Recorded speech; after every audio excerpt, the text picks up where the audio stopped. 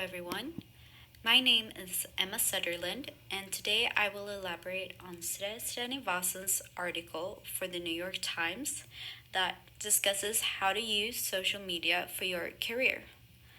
I hope that most of you will be able to learn more about this topic and perhaps even take on some of these ideas for your professional self, or if you're employed at a company that wants to be better at thriving on social media platforms. Now, social media can be a tricky thing to handle from a professional standpoint, especially if you're new to knowing what is appropriate to post, how often to post, and where to post, since social media can be a bit of a rabbit hole. There are all kinds of different platforms out there that are open for all kinds of opportunities, whether that is networking or building an online presence for a company or oneself. However, in this topic expansion, we will focus on the most prestigious media platforms as of right now.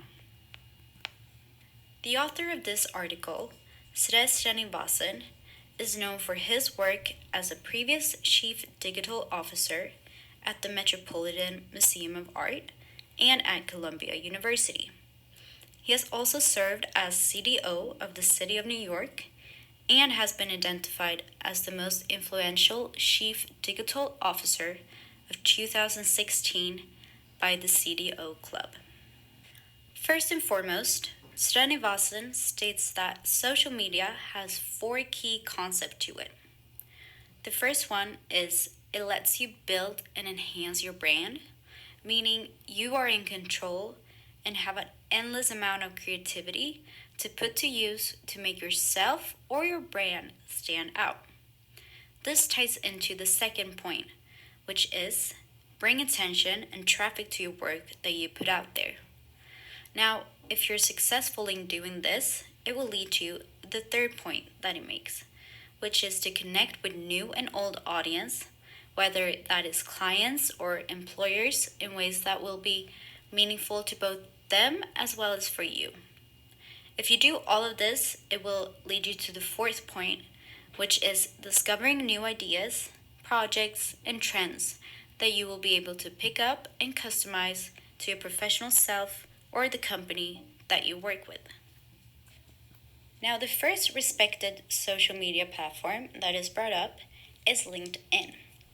This platform is essential to have, both for individuals and companies nowadays, because of its ability to not only search for jobs and employees, but for its opportunity to network. However, not many know how to properly use it. The key is to not only add people that you know, but people that work at places that you would like to know and that you should know. This means that you should be reaching out to people that have the profession you desire to have, or clients you would like to have, or work at the company you want to be associated with. A tool you should use on LinkedIn is the recommendation feature, where you can both receive and give recommendations. However, it is important to do this in an honest way, meaning you should only give recommendations to people that you can stand by. For job hunting, you should use LinkedIn to get to know people that have perhaps the same alma mater as you, or are alumni at your university, and so forth. Although you should be careful with adding people at random, as it may come off as uncanny. To avoid this, be sure to use the personal note that you can leave in your invitation box to connect. For building and expanding the company that you work with, LinkedIn has features that ranges from recruiting to generating sales leads. So, whatever is appropriate for you to use, check out their LinkedIn advertising features that they have. Let's move over to Twitter. With its 280 word limit, it is a great tool to use to show that quality matters over quantity. With its ability to also retweet other posts, it is important to quote the tweet so that the people looking at your profile understand why you shared it. It is also important to keep an open profile, if you're portraying your professional self or a business. This goes for all types of platforms on both Facebook, LinkedIn, and Instagram. Now, job hunting on Twitter may sound strange to some people. It did for me when I first read it.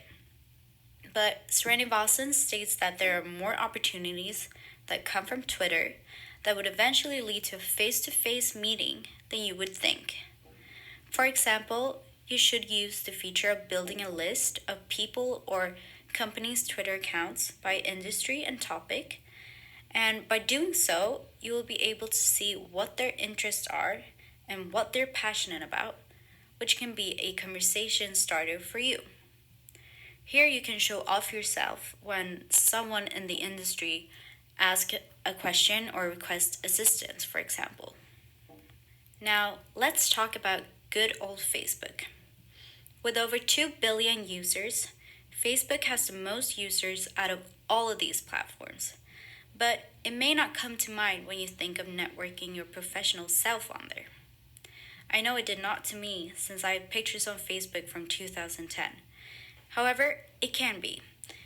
It can be recommended to thoroughly search through your profile to see what is appropriate and not, and adjust the private settings on your past content, making it private only for you to see or your close friends. For job hunting on Facebook, Srinivasan says that you should not be shy to ask your friends or family if they know anything about new job openings. If you make a post and make it shareable, it could easily be seen by others that you are not necessarily connected with. Capture and share the world's moments is the slogan of Instagram. So, how should one use it for professional gain? Instagram is pivotal when it comes to creating quality content, which can attract an enormous amount of audience to you. You should know your niche and how you can stand out with hashtags, for example. Showing creativity, quality photos or videos, and being updated on new trends is key to be successful on Instagram. If you use it to enhance your online professional presence, you can switch your account into a business account, which will allow you to do so much more with your profile, like keeping track and analyzing how people interact with the content that you post. If you work as a social media coordinator, Instagram has an advertising option that can portray different forms of ads, like collection ads that can enhance product purchase, or carousels ads that can bring a deeper layer to your campaign. Lastly, we have Snapchat. Now, Srinivasan does not elaborate too much on Snapchat, but he says that depending what's suitable for your personal brand or the company you work with, Snapchat can connect you with a younger audience. For professional gain, Snapchat has magazines and news outlets which always delivers new content each day where you can learn business tips from. From a business point of view, you should definitely be placing ads on Snapchat, and if the company you work for has a location, it should be added onto Snapchat so people can post their videos and photos and tag the locality, since the exploitation can lead to new customers or clients. Srinivasan concludes his article with a tip of remembering what's common sense in real life is common sense on social media. He also states that social media is a form of art rather than science, meaning it can be challenging to know how to tackle social media. Now, I want you to know that it is not necessary to devote all your time to all of these platforms I have mentioned. Simply find a balance, strategy, and a platform that works for you or your company, and you can find peace in knowing that your social media presence is in the works. Thank you for your time.